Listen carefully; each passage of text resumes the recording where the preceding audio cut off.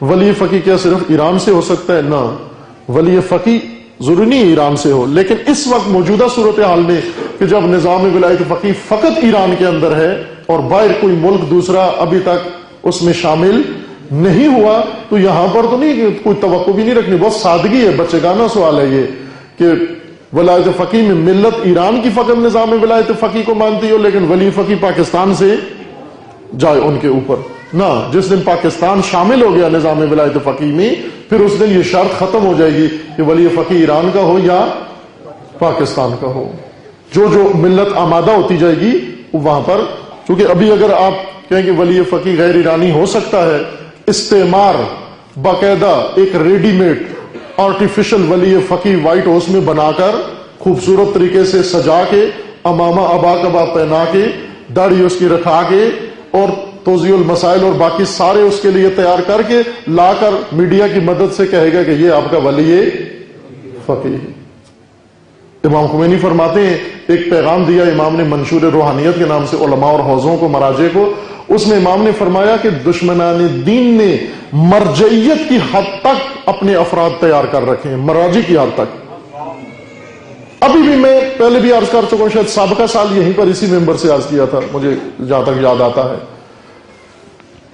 پچھلے سال یا 1-1.5 سال ہو گیا ہے، قم کے اندر خبرگان کی جماعت نے، یعنی مجتہد شناس افراد جو ہوتے ہیں جن کو مرجعیت و اجتہاد کی پہچان ہے، انہوں نے ایک شخص کو ڈی کوالیفائڈ کیا ہے، نااہل قرار دیا ہے مرجعیت کے لیے کہ یہ شخص مرجعیت کی صلاحیت. ان کا نام ہے یوسف صانعی، سنا ہوگا آپ نے، شیخ یوسف صانعی.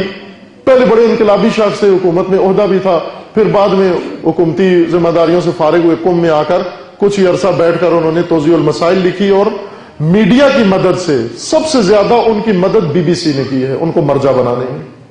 Be B C T V channel نے اور ریڈیو نے اور ویب سائٹس نے، اور ان کو مرجعیت تک پہنچایا. اور جماعت مدرسین جو قم میں موجود ہیں، مجتہدین کی جماعت ہے، خود اس کے اندر سارے مجتہدین ہیں، انہوں نے سب نے مل بیٹھ کر اور ان کو ڈی کوالیفائڈ کیا کہ یہ شخص مرجعیت کے قابل نہیں ہے. اور ابھی بھی بعض ہمارے مومنین ان کی ترویج کر رہے ہیں، ابھی بھی کر رہے ہیں، پاکستان میں بھی کر رہے ہیں اور پاکستان سے باہر بھی کر رہے ہیں. وہی مشکل فضلہ خاری والی. ایک اور اس وقت 2 اور شخص ہیں جو بالکل تیار کر کے بی بی سی نے تیار کر کے 2 مرجع اور اس وقت بٹھائے ہوئے ہیں. ان کے علاوہ ایک یہ ہیں جو مرجعیت کی صلاحیت نہیں رکھتے، یعنی علمی طور پر بھی نہیں رکھتے. ایک اسد اللہ بیات کے نام سے ہیں،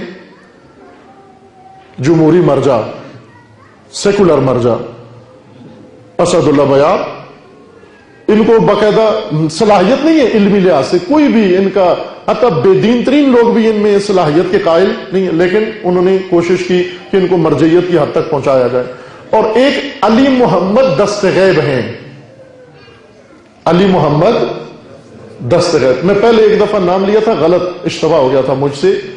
میں علی اصغر اور ہیں، علی اصغر دستغیب، وہ بھی ابھی موجود ہیں، وہ اچھی شخصیات میں سے، نام کا مجھ سے اشتباہ ہو گیا تھا، پہلے کسی مجلس میں بتایا تھا.